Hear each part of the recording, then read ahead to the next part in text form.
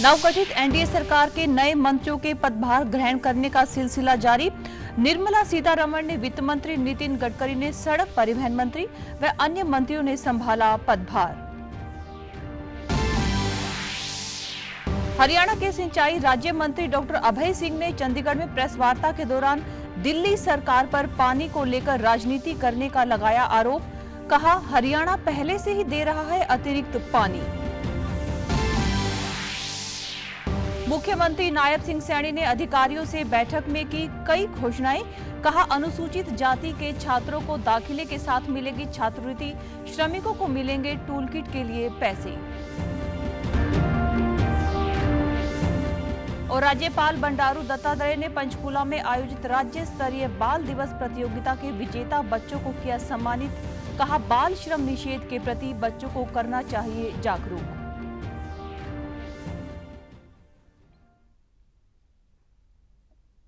नमस्कार, मैं हूं पायल। अब समाचार विस्तार से। एनडीए सरकार के नए मंत्रियों का पदभार ग्रहण करने का सिलसिला जारी है। आज केंद्रीय मंत्री निर्मला सीतारमण ने वित्त और कारपोरेट मामलों के मंत्री के रूप में कार्यभार संभाल लिया। इस दौरान उनके साथ पंकज चौधरी भी मौजूद रहे, जिन्होंने मंत्रालय में राज्य मंत्री के रूप में कार्यभार संभाला है। इनके अलावा केंद्रीय मंत्री नितिन गडकरी ने भी आज सड़क परिवहन और राजमार्ग मंत्री के रूप में अपना कार्यभार संभाला है। वहीं अजय टम्टा ने भी सड़क और परिवहन मंत्रालय में राज्य मंत्री के तौर पर पदभार ग्रहण किया। साथ ही हर्ष मल्होत्रा ने भी मंत्रालय में राज्य मंत्री के तौर पर कार्यभार संभाला है। सिंचाई एवं जल संसाधन राज्य मंत्री डॉक्टर अभय सिंह यादव ने आज चंडीगढ़ में डीडी न्यूज से विशेष बातचीत में बताया कि हरियाणा की ओर से दिल्ली को पूरा पानी भेजा जा रहा है। यही नहीं बल्कि उससे भी ज्यादा हम दे रहे हैं। हरियाणा सरकार इस बात को लेकर पहले से ही जागरूक है कि राष्ट्रीय राजधानी में पानी को लेकर अव्यवस्था न फैले। अब दिल्ली सरकार की जिम्मेदारी है कि वो पानी का वितरण और प्रबंधन सही रूप से करे। अगर इतना पानी भेजने के बाद भी दिक्कत है तो दिल्ली सरकार को अपना जल प्रबंधन देखना चाहिए। एक अन्य सवाल के जवाब में उन्होंने कहा कि अगर हिमाचल की ओर से पानी आता तो हम तुरंत ही उसे दिल्ली भेज देते। उन्होंने कहा कि हरियाणा खुद पानी की कई तरह की समस्याओं से जूझ रहा है। सुप्रीम कोर्ट द्वारा एसवाईएल को लेकर बार बार आदेश देने के बाद भी पंजाब सरकार उस पर अमल नहीं कर रही है। दूसरी तरफ हांसी बुटाना कैनाल बनाई गई थी, जो पूरी तरह से आंतरिक पानी के वितरण के लिए बनाई गई थी। उस पर भी पंजाब ने स्टे ले रखा है। उन्होंने यह भी कहा कि दिल्ली और पंजाब में आपकी सरकार है, फिर भी सुप्रीम कोर्ट के आदेश की पालना नहीं हो रही है। दिल्ली सरकार बार बार सुप्रीम कोर्ट जाकर हरियाणा से और पानी दिलाने की मांग कर रही है। पिछली बार इस मुद्दे पर सुप्रीम कोर्ट ने दिल्ली सरकार को फटकार लगाई थी। वे सिर्फ आरोप लगाकर राजनीतिक फायदा लेने की कोशिश में लगे हैं। आगे दिल्ली को भेज देते हैं। उसमें अगर उस ऑर्डर को आपने पढ़ा होगा तो उसमें ये भी था कि अपर यमुना रिवर बोर्ड उसको वेरीफाई करेगा पानी को, और वेरिफिकेशन के बाद में हरियाणा गवर्नमेंट उसको, हरियाणा सरकार उसको आगे दिल्ली को भेजेगी। लेकिन वो पानी आया ही नहीं, वेरीफाई नहीं हुआ। और देखिए, इसको अगर इस पानी के विषय को आप समग्र रूप से देखें, हरियाणा कई तरह से पानी की समस्याओं से जूझ रहा है। माननीय सुप्रीम कोर्ट ने 2002 में स्पष्ट आदेश दिए थे कि एसवाईएल नहर बने और एसवाईएल के थ्रू हरियाणा का जो पानी है, वो सतलुज रावी का जो पानी है, ब्यास का पानी है, वो पानी यहाँ आए। लेकिन सुप्रीम कोर्ट के आदेश के बावजूद भी, माननीय सुप्रीम कोर्ट के बार बार कहने के बावजूद भी आज तक उस फैसले पे अमल नहीं हुआ। उन्हीं की सरकार, पंजाब में सरकार उन्हीं की है। माननीय सुप्रीम कोर्ट के आदेश के बावजूद भी उसकी पालना नहीं कर रहे। पानी हम पूरा दे रहे हैं, इसके बावजूद भी बार बार मामले को कोर्ट में घसीटा जाता है। केवल राजनीति है। इससे पहले सुप्रीम कोर्ट में आज एक बार फिर से दिल्ली में जल संकट को लेकर सुनवाई हुई। सुनवाई के दौरान कोर्ट ने दिल्ली सरकार को टैंकर माफिया न रोकने के लिए कड़ी फटकार लगाई। कोर्ट ने दिल्ली सरकार से कहा कि जल संकट गहराता जा रहा है, आपने अब तक टैंकर माफिया को लेकर क्या एक्शन लिया है? अगर आप एक्शन नहीं ले सकते तो हम दिल्ली पुलिस से कहेंगे कि वो कार्रवाई करे। कोर्ट ने हिमाचल सरकार को भी अब तक पानी न छोड़ने पर फटकार लगाई है। मामले की अगली सुनवाई कल होगी। मुख्यमंत्री नायब सिंह सैनी ने कल चंडीगढ़ में सामाजिक न्याय, अधिकारिता, अनुसूचित जाति एवं पिछड़े वर्ग कल्याण एवं अंत्योदय सेवा विभाग के अधिकारियों के साथ समीक्षा बैठक की। बैठक में मुख्यमंत्री ने अधिकारियों को निर्देश दिए कि इन विभागों के साथ उच्चतर शिक्षा विभाग के अधिकारियों की शीघ्र ही संयुक्त रूप से बैठक बुलाई जाए और अनुसूचित जाति के विद्यार्थियों की पिछले वर्ष की पोस्ट मैट्रिक छात्रवृत्ति की लंबित राशि जारी की जाए। बैठक में बताया गया कि पोस्ट मैट्रिक छात्रवृत्ति योजना के तहत अनुसूचित जाति के विद्यार्थी जिनकी पारिवारिक आय 2.5 लाख रुपए वार्षिक से कम है वे आवेदन के पात्र हैं। वर्ष 2023-24 में 82,248 विद्यार्थियों को 36 करोड़ 32 लाख रुपए की छात्रवृत्ति दी गई थी। मुख्यमंत्री ने अधिकारियों को निर्देश देते हुए कहा कि हरियाणा राज्य शुभ ज्योत्सना पेंशन योजना के तहत अब तक 15,000 रुपए मासिक पेंशन उन्हें दे रहा है। इस राशि में भी वृद्धि की जाए। उन्होंने कहा कि मुख्यमंत्री विवाह शगुन योजना के तहत दी जाने वाली 71,000 रुपए की राशि में से 61,000 रुपए पंजीकरण के साथ ही जारी किए जाएं। मुख्यमंत्री नायब सिंह ने हरियाणा भवन और अन्य सन्निर्माण कल्याण बोर्ड के श्रमिकों के हित में बड़ा निर्णय लेते हुए टूल किट साइकिल योजना, सिलाई मशीनों का लंबित पैसा तुरंत जारी करने के निर्देश दिए हैं। उन्होंने ESI की तर्ज पर सन्निर्माण कल्याण बोर्ड के श्रमिकों को स्वास्थ्य लाभ दिलाने के लिए नई योजना बनाने के निर्देश भी दिए हैं। मुख्यमंत्री ने निर्देश दिए हैं कि जिन श्रमिकों के डेथ क्लेम किसी कारणवश लंबित पड़े हैं उन्हें तुरंत जारी किया जाए ताकि गरीब परिवार की आर्थिक मदद हो सके। उन्होंने यह भी निर्देश दिए कि मुख्यमंत्री श्रमिक सामाजिक सुरक्षा योजना में बदलाव किया जाए ताकि कार्यस्थल या किसी अन्य स्थान पर श्रमिक की मृत्यु होने पर उसके परिवार को 5 लाख रुपए की वित्तीय सहायता दी जा सके। बैठक में बताया गया कि रोहतक में 100 बिस्तर वाले ESI अस्पताल के लिए जमीन चिन्हित कराने सहित अन्य प्रक्रियाओं को पूरा कर लिया गया है। जल्द ही इसका शिलान्यास भी किया जाएगा। इसके अलावा पंचकूला में स्थापित डिस्पेंसरी का भी उद्घाटन किया जाएगा। सूचना और प्रसारण मंत्रालय ने अंतर्राष्ट्रीय योग दिवस मीडिया सम्मान के तीसरे संस्करण की घोषणा की है। मंत्रालय ने कहा कि EYDMS के अंतर्गत इस वर्ष 3 श्रेणियों में 33 पुरस्कार दिए जाएंगे। यह सम्मान 22 भारतीय भाषाओं और अंग्रेजी में प्रिंट, टेलीविजन व रेडियो श्रेणियों के अंतर्गत प्रदान किया जाएगा। इसमें उल्लेख किया गया है कि पुरस्कार प्रिंट मीडिया, रेडियो और टेलीविजन में लगे हुए सभी मीडिया संगठनों और कंपनियों के लिए खुले हैं जिनके पास मंत्रालय का पंजीकरण या फिर अनुमति है। प्रविष्टियों की अंतिम तिथि अगले महीने की 8 तारीख है। भारत और विदेशों में योग के संदेश को प्रसारित करने में मीडिया की सकारात्मक भूमिका और जिम्मेदारी को स्वीकार करने के लिए AYDMS की स्थापना पहली बार सन 2019 में की गई थी। अंतर्राष्ट्रीय योग दिवस के उपलक्ष्य में कैथल के कन्या सीनियर सेकेंडरी स्कूल में योग प्रोटोकॉल प्रशिक्षण का आयोजन किया गया। इस प्रशिक्षण में सैकड़ों कर्मचारियों, अधिकारियों और आमजन ने भाग लिया। नोडल अधिकारी शकुंतला दहिया ने बताया कि कैथल में यह योग शिविर 12 जून तक चलेगा। 19 जून को योग दिवस के लिए पायलट रिहर्सल भी की जाएगी और 21 जून को मुख्य कार्यक्रम होगा। ब्लॉक स्तर पर योग प्रोटोकॉल ट्रेनिंग के लिए सामाजिक संस्थाओं को जिम्मेदारी सौंपी गई है। उन्होंने कहा कि योग जीवन जीने की कला सिखाता है। अधिकारी बनाया गया है उस डिपार्टमेंट की तरफ से, और आज से हमने ये सभी टीचर्स का, PDI का और NCC कैडेट का, सबका जो है और जन साधारण के लिए यहाँ जो खुले अड्डा पे स्टार्ट किया है ये स्टार्ट हो चुका है। योगा जो है स्वास्थ्य के लिए बहुत ही जरूरी है और सभी लोगों को योग करना चाहिए। योग शिविर में आए लोगों ने कहा कि योग से हम अपने शरीर को अनेक रोगों से दूर रख सकते हैं। कि आप शारीरिक स्वस्थ तो रहते हैं, सबसे बड़ी जो खुशी है कि आप मानसिक स्वास्थ्य को प्राप्त करते हैं, स्फूर्ति को प्राप्त करते हैं। ये जो समाज में इतनी भाग दौड़ मच रही है, जो दिमाग में आपके इतना टेंशन, तनाव भरा रहता है, अगर आप योग करते हैं, प्राणायाम करते हैं, ध्यान लगाते हैं तो आप मानसिक शांति की अनुभूति करते हैं। जब से मैंने योग करना शुरू किया है मेरे शरीर के अंदर इतनी फ्लेक्सिबिलिटी आ गई है कि मैं घर में पूरा दिन ऊर्जावान रहती हूँ, पूरा दिन काम करती हूँ। मेरी कक्षा में भी बहुत अब एक एक करके सब आगे बढ़ने लगे हैं, आने लगे हैं, उनको अच्छा लगता है तभी वो लोग योग से जुड़े हैं। तो मैं ये कहना चाहूँगी, तो सभी को ये संदेश देना चाहूँगी कि प्लीज़ योग कक्षा में आए, योग करें और अपने आप को स्वस्थ करें। हम स्वस्थ रहेंगे तभी दूसरों की सेवा कर सकेंगे। वहीं जन जन को योग से जोड़ने के लिए कैथल में एक दंपति अमर रवीश और सूबे सिंह पिछले कई वर्षों से योग की अलख जगा रहे हैं। दंपति अनेकों योग शिविरों का आयोजन करके हजारों लोगों को योग से जोड़ चुके हैं।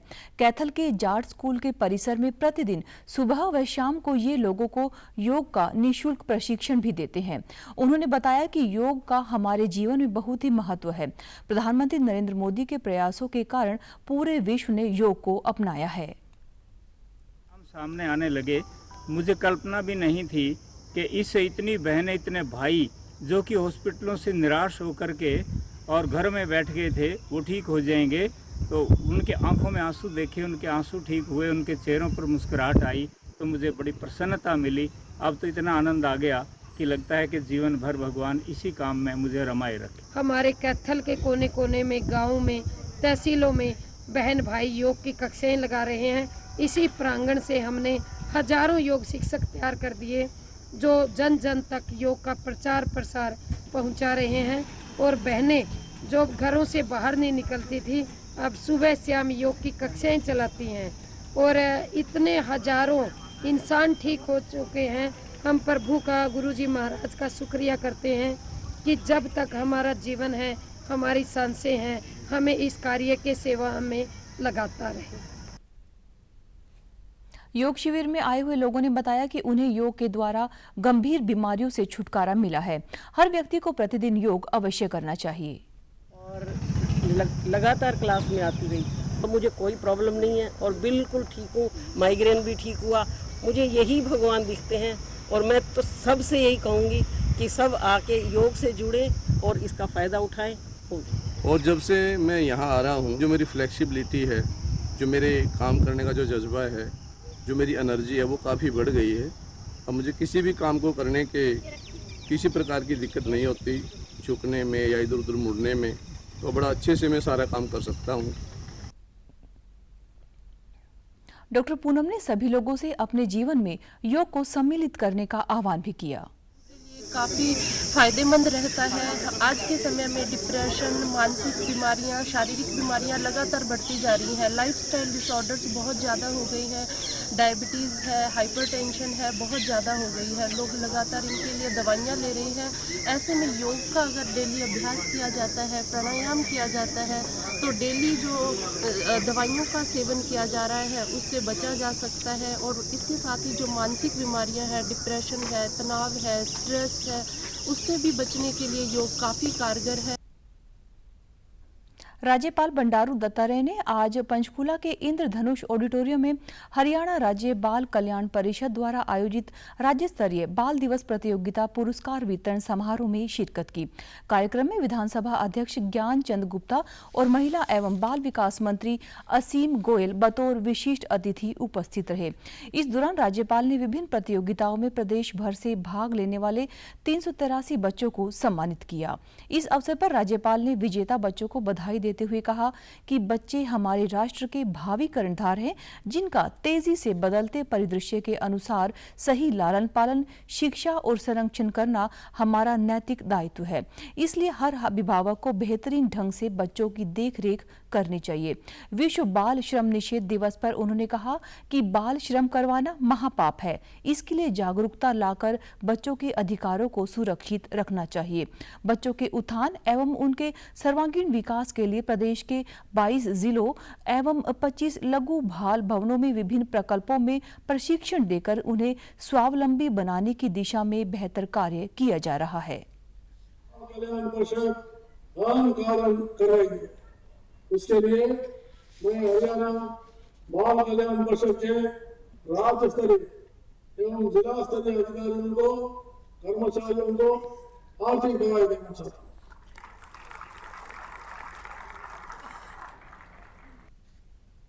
वहीं कार्यक्रम के दौरान विधानसभा अध्यक्ष ज्ञानचंद गुप्ता ने कहा कि बाल कल्याण परिषद के माध्यम से बच्चे अपनी प्रतिभा का प्रदर्शन करके देश व प्रदेश में अपना नाम रोशन कर रहे हैं।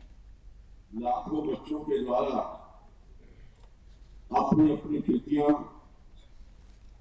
अपने अपने कार्यक्रम, अपनी अपनी प्रतिभा का प्रदर्शन करते हुए बहुत सारे कार्यक्रम पूरे हरियाणा प्रदेश के अंदर हुए। लगभग 2 लाख बच्चों ने इन कार्यक्रमों में भाग लिया और जो पूरे प्रदेश के अंदर अलग अलग इवेंट्स के अंदर अलग अलग विषयों के अंदर जिन्होंने पहला स्थान और दूसरा स्थान प्राप्त किया, आज ऐसे बच्चों को पुरस्कृत करने का अवसर है। मैं अपनी तरफ से ऐसे सभी बच्चों को बहुत बहुत मुबारकबाद देता हूं, बधाई देता हूं। देश में अब विदेशी विश्वविद्यालयों की तर्ज पर छात्र कॉलेज साल में 2 बार प्रवेश ले सकेंगे। विश्वविद्यालय अनुदान आयोग ने इस योजना को मंजूरी दी है। 2024-2025 शैक्षणिक सत्र से 2 प्रवेश चक्र जुलाई से अगस्त और जनवरी-फरवरी होंगे।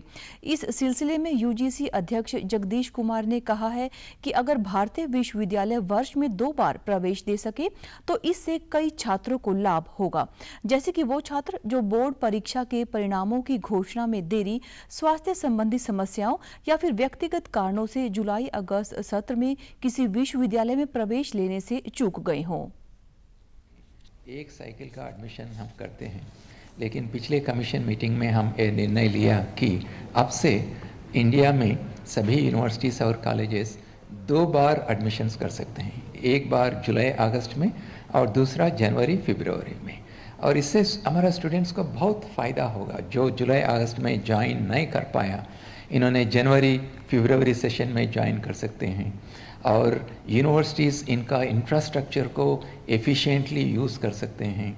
और जो प्लेसमेंट्स होता है हमारा यूनिवर्सिटीज़ में, कॉलेजेस में, अब 2 बार हम कर सकते हैं।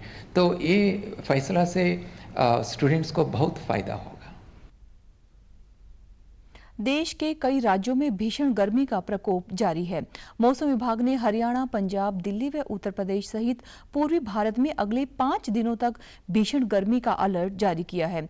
मौसम विभाग ने कहा है कि भीषण गर्मी में तापमान 43 से 45 डिग्री सेल्सियस के बीच रहने का अनुमान है। कल हरियाणा में सबसे ज्यादा तापमान नूंह में करीब 46 डिग्री दर्ज किया गया। इसके अलावा रोहतक, सिरसा, हिसार और सोनीपत में भी तापमान 45 डिग्री से ज्यादा रहा। वहीं चंडीगढ़ मौसम केंद्र के अनुसार 20 जून तक लोगों को गर्मी से राहत नहीं मिलने वाली। आने वाले दिनों में पारा 45 से 46 डिग्री तक भी पहुंच सकता है। 3 दिन के लिए ऑरेंज अलर्ट भी जारी किया गया है। चंडीगढ़ मौसम केंद्र के अनुसार मंगलवार को शहर का अधिकतम तापमान 43.9 डिग्री सेल्सियस ज्यादा रहा। दिन में लू चल रही है, लोगों को अभी करीब 10 दिन तक लू का सामना करना पड़ेगा। मौसम वैज्ञानिकों के अनुसार अच्छी बात यह है कि अभी तक मॉनसून समय पर है। इसके अनुसार जून के आखिरी दिनों में मॉनसून चंडीगढ़ में दस्तक दे सकता है। इससे करीब 1 हफ्ते पहले प्री मॉनसून की भी एक्टिविटी शुरू हो सकती है। मौसम केंद्र ने अगले 3 दिन के लिए ऑरेंज अलर्ट और उसके बाद 2 दिन के लिए येलो अलर्ट जारी किया है। प्रधानमंत्री किसान सम्मान निधि योजना के तहत किसानों के खातों में अब 17वीं किश्त आ चुकी है। इससे किसानों में काफी उत्साह और खुशी है। केंद्र की इस योजना का 9 करोड़ से भी अधिक किसानों को लाभ मिल रहा है। इस योजना के तहत करीब 75,000 करोड़ रुपए हर साल किसानों के खातों में डाले जा रहे हैं। महेंद्रगढ़ के लाभार्थी किसानों का कहना है कि इस योजना के तहत उनके खातों में राशि आ चुकी है और इससे उन्हें खाद व बीज खरीदने में मदद मिलेगी। उन्होंने माना कि केंद्र सरकार की योजना से उनका जीवन बदल गया है।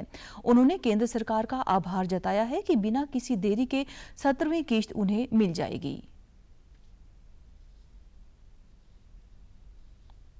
प्रधानमंत्री ने जो ये स्कीम चलाई है, ये जो हमारे 2,000 रुपए डाल रही है, ये 17वीं किश्त है। इससे हम प्रधानमंत्री के बारे में बड़ी खुश हैं और इनका आभार व्यक्त करते हैं। इससे हम अपने खाद, बीज, बाजरा का कुछ भी ला सकते हैं और इससे हमारा निर्वाह गुजारा कर सकते हैं।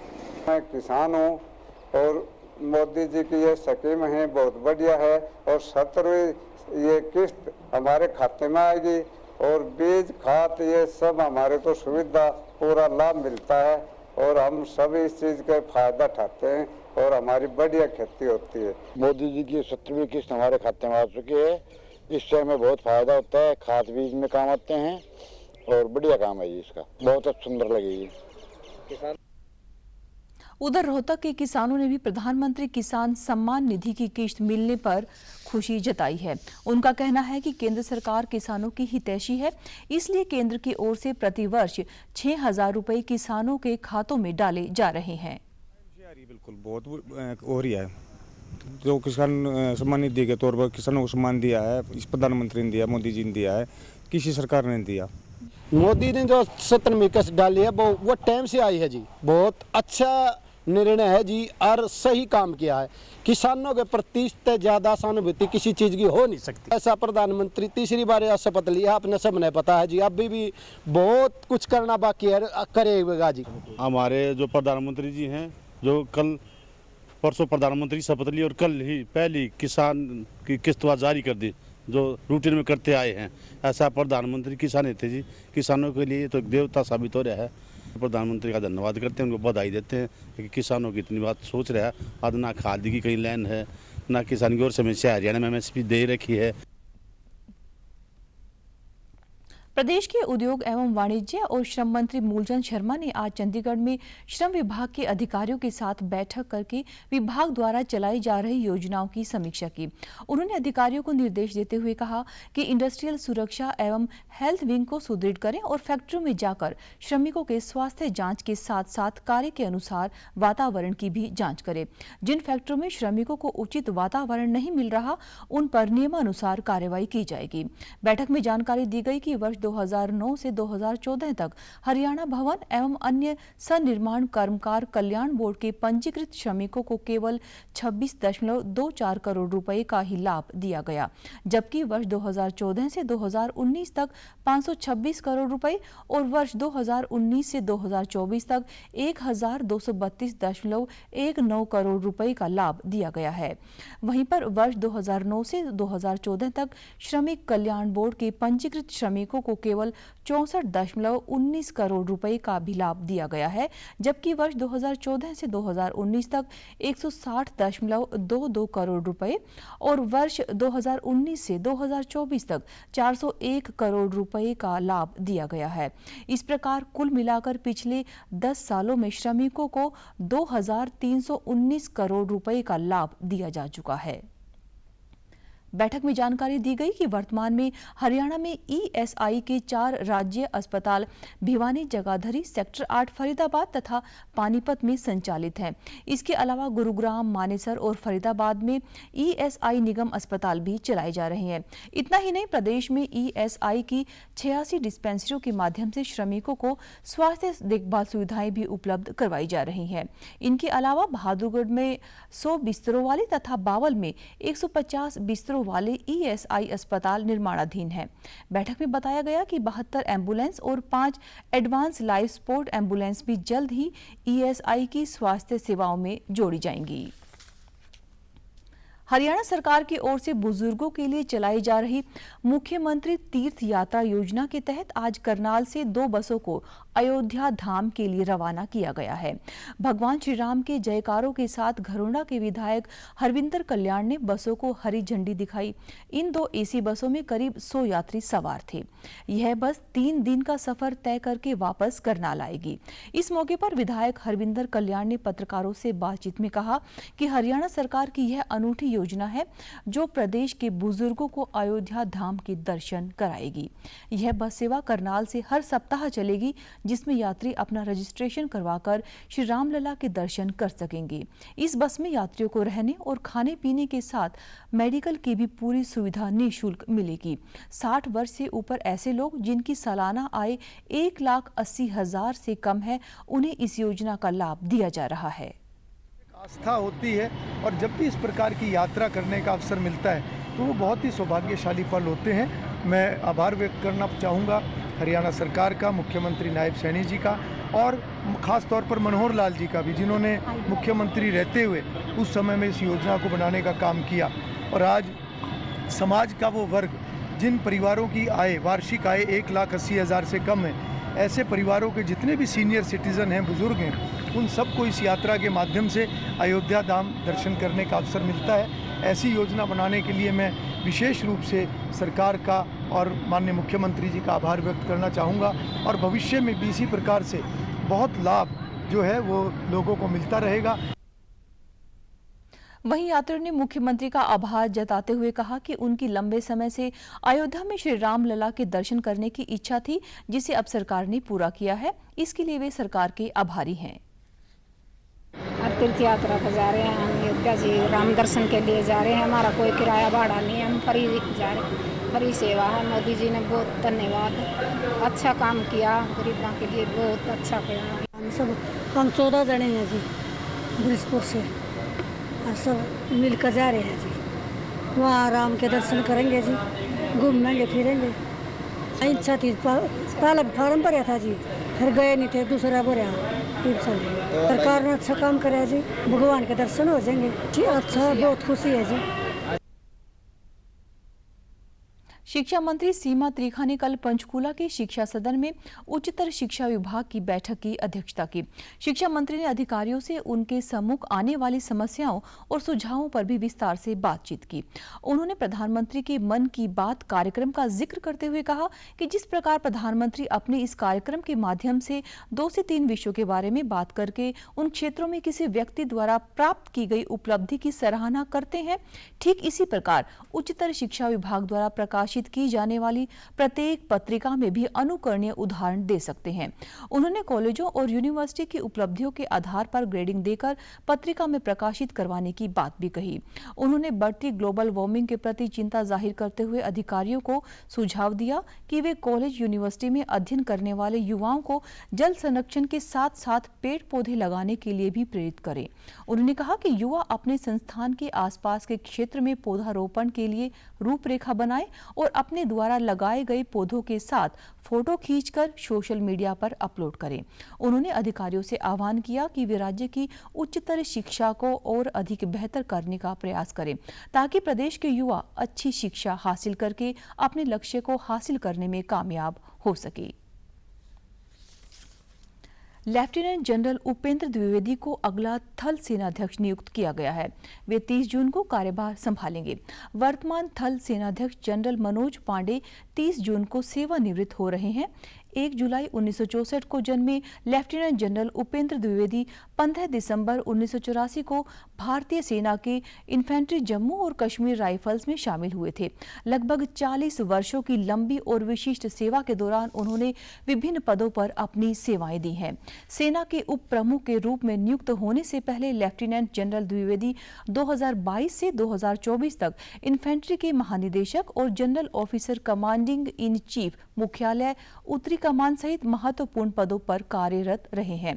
मध्य प्रदेश के रीवा स्थित सैनिक स्कूल और नेशनल डिफेंस कॉलेज तथा अमेरिका में आर्मी वॉर कॉलेज के पूर्व छात्र रहे लेफ्टिनेंट जनरल द्विवेदी ने रक्षा और प्रबंधन अध्ययन में MA फिल की डिग्री हासिल की है। उन्होंने रणनीतिक अध्ययन और सैन्य विज्ञान में भी स्नातकोत्तर की 2 डिग्रियां प्राप्त की हैं। उन्हें परम विशिष्ट सेवा मेडल, अति विशिष्ट सेवा मेडल और 3 general officer commanding in chief प्रशस्ति कार्ड से भी अलंकृत किया गया है। नारकोटिक्स कंट्रोल ब्यूरो और यूटी पुलिस ने संयुक्त रूप से चंडीगढ़ की सुखना झील से 3 और 5 किलोमीटर की वॉकथन का आयोजन किया। इसमें करीब 800 प्रतिभागियों ने हिस्सा लिया। इनमें शहर निवासी NCC कैडेट्स, SVVIP के स्वयंसेवक और 1000 से ज्यादा दर्शक भी शामिल थे। इस वॉकथन को यूटी पुलिस के महानिदेशक सुरेंद्र सिंह यादव ने हरी झंडी दिखाकर रवाना किया। आज से 26 जून तक चलने वाले संयुक्त नशा मुक्ति पखवाड़े का उद्देश्य नशीली दवाओं के दुरुपयोग और अवैध तस्करी के खिलाफ जागरूकता फैलाना है। इस दौरान सभी 800 प्रतिभागियों ने जीवन को हाँ और नशीली दवाओं को ना कहने की प्रतिज्ञा भी ली। इस मौके पर DGP सुरेंद्र यादव ने कहा कि इस कार्यक्रम के माध्यम से युवाओं को जागरूक करना है, ताकि उनमें स्वस्थ जीवन जीने की और खेलकूद की भावनाओं को बढ़ाया जा सके। नशा एक सामाजिक बुराई है और इसके खिलाफ लड़ने के लिए समाज को एकजुट होना होगा। भविष्य उनके साथ एक सेतु स्थापित किया जाए, उनको भी इस बारे में जागरूकता करी जाए कि इसके क्या दुष्प्रभाव हो सकते हैं समाज पर, परिवार पर और उनके भविष्य पर क्या दुष्प्रभाव हो सकता है। और साथ के साथ जो एनफोर्समेंट एजेंसीज हैं उनका भी एक पब्लिक के साथ इंटरफेस होना चाहिए। जो सिविल ऑर्गेनाइजेशंस है उनके साथ इंटरफेस होते रहना चाहिए, ना केवल एक जानकारी के तौर पर ज़्यादा इंटरफेस हो और साथ के साथ हम इन दुष्प्रभावों के बारे में ज़्यादा जागरूकता फैला सके कि इस दुष्प्रभाव के कारण से समाज पर क्या असर पड़ सकता है। चाहे वो एनसीबी हो, चाहे चंडीगढ़ पुलिस हो, हमेशा ये प्रयास हम लोग करते रहे हैं पहले भी और आगे भी प्रयास करेंगे कि इस जो कुरीति पर अच्छे से अंकुश लगाया जाए। इस दौरान नुक्कड़ नाटक का भी आयोजन किया गया। इसके द्वारा नशेड़ी को होने वाली बीमारियों और उसके परिवार पर होने वाले दुष्प्रभावों के बारे में भी जागरूक किया गया। एनसीबी द्वारा पंजाब, हरियाणा, हिमाचल और केंद्र शासित प्रदेश चंडीगढ़ में एक साथ विभिन्न कार्यक्रम भी आयोजित किए जा रहे हैं। समाचारों में आज के लिए बस इतना ही। नमस्कार।